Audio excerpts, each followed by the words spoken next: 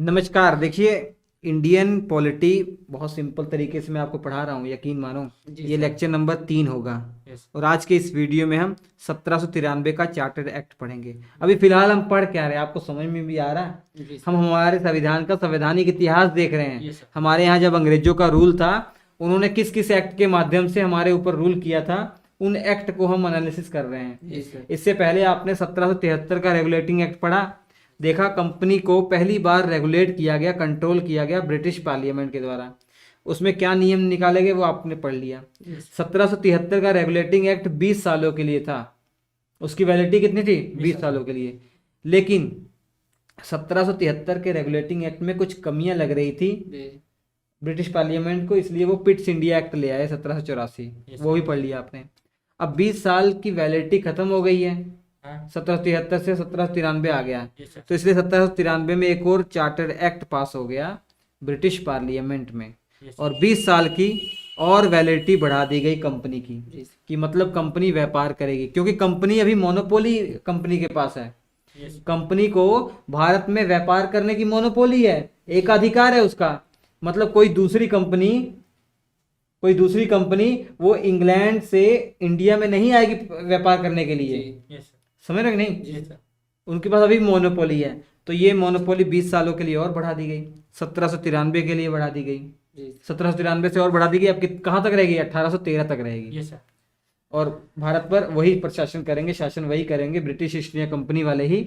ये 20 सालों के लिए बढ़ा दिया गया। ठीक है। और 1793 के एक्ट में क्या किया गया? इससे पहले आपने देखा, बोर्ड ऑफ कंट्रोल, जो 6 सदस्यों की एक टीम थी, नियंत्रक बोर्ड, जिसको कंपनी के राजनीतिक कार्यों को संचालित करना था, उनकी जो सैलरी है अब कहाँ से दी जाएगी? भारत के खजाने से दी जाएगी, इंडियन रेवेन्यू से दी जाएगी। ये सिस्टम कर दिया गया। इसके अलावा ये भी कह दिया गया, कंपनी से जुड़े हुए जितने भी अधिकारी कर्मचारी हों, सबका वेतन आप कहाँ से दीजिए? Indian revenue. जो हमारे यहाँ से वो लगान वसूल रहे थे, टैक्स वसूल रहे थे हमारे किसानों गरीबों से, उसी में से इनकी सैलरी मिलेगी। अब यहाँ पे कंपनी क्या कर रही है? व्यापार से अपना फायदा तो कर ही रही है, लेकिन हमारे ऊपर शासन कर रही है, टैक्स वसूल रही है। आज की सरकार भी हमसे टैक्स ले रही है, लेकिन हमसे टैक्स लेती है, लेकिन वो हमको सुविधाएं भी तो दे रही है। लेकिन यहाँ पर उतनी सुविधाएं नहीं मिल रही थी, शोषण ही हो रहा था। तो कंपनी की आय कैसे हो रही है? टैक्स भी वसूल रहे हैं और शोषण भी कर रहे हैं। ठीक है। देखिए, बता दिया कि भारत के खजाने से, भारतीय कोष या इंडियन रेवेन्यू से दिया जाएगा।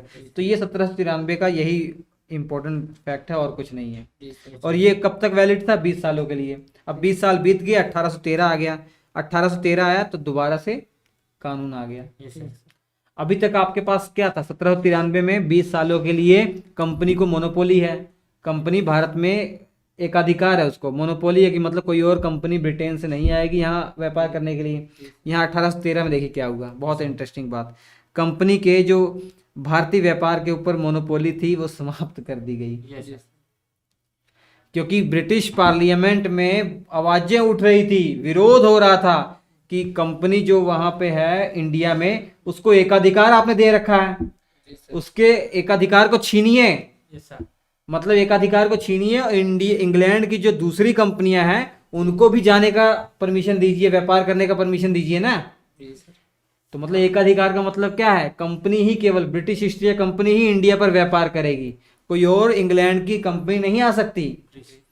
इसलिए आवाज उठ रही थी कि भैया कंपनी के एकाधिकार को खत्म कीजिए, व्यापार को खत्म नहीं कीजिए, एकाधिकार को, मोनोपोली को, कि मतलब ताकि इंग्लैंड की दूसरी कंपनियां भी वहां जाए, व्यापार करें, अपना रोजगार करें। तो ये हो रहा था। उसके बीच ये 1813 का एक्ट पास हो गया, तो यहाँ पे एकाधिकार, मोनोपोली खत्म कर दी गई। लेकिन इंपॉर्टेंट नोट करने वाली बात है, चीन के साथ भी उनकी मोनोपोली थी व्यापार में, वो बनी रही। कि चीन के साथ व्यापार जो आपका ना, वो मोनोपोली बनी है, मतलब इंग्लैंड से कोई दूसरी कंपनी चीन नहीं जाएगी व्यापार करने के लिए। इसके अलावा चाय, भारत में चाय का व्यापार भी वो करते थे, ब्रिटिश ईस्ट इंडिया कंपनी। बोला गया भारत में जो चाय का व्यापार है ना, उस पर भी आपकी मोनोपोली बनी रहेगी। कहने का मतलब क्या है? अभी इंडिया में उनकी मोनोपोली छीन तो ली गई सभी वस्तुओं से, लेकिन चाय के व्यापार से नहीं। Yes sir. चाय के व्यापार में उनकी मोनोपोली है, मतलब ब्रिटेन से कोई कंपनी इंडिया में आएगी, व्यापार तो कर सकेगी लेकिन चाय का व्यापार नहीं करेगी। क्यों? चाय की व्यापार करने का अधिकार किसको है? केवल ब्रिटिश ईस्ट इंडिया कंपनी को है। बाकी चीजों का व्यापार कर सकती है। समझ में आ गया? चीन के साथ तो चाय के व्यापार के ऊपर मोनोपोली बनी रही। कब? 1813। और 1813 का ये जो एक्ट था चार्टर, ये 20 सालों के लिए था। कितने सालों के लिए? 20 सालों के लिए। मतलब 1833 तक, 1833 तक यही सिस्टम रहेगा, मोनोपोली समाप्त रहेगी, लेकिन चीन के साथ तो चाय के व्यापार पर मोनोपोली बनी रहेगी। ठीक है।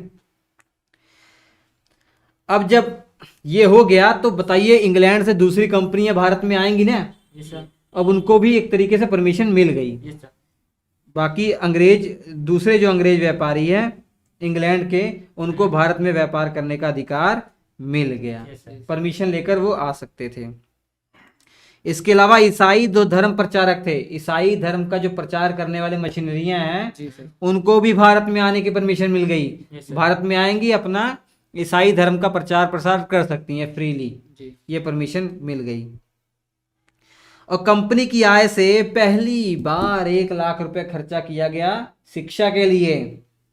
कंपनी की आय में से पहली बार 1 लाख रुपया निकाला जाएगा हर साल, और उस 1 लाख को किस पर खर्च किया जाएगा? शिक्षा पे खर्च किया जाएगा, भारत की शिक्षा पे खर्च किया जाएगा, भारत के लोगों की शिक्षा पे खर्च किया जाएगा, ये कहा गया। तो ये 1813 का चार्टर एक्ट था 20 सालों के लिए। आज के इस वीडियो में इतना ही।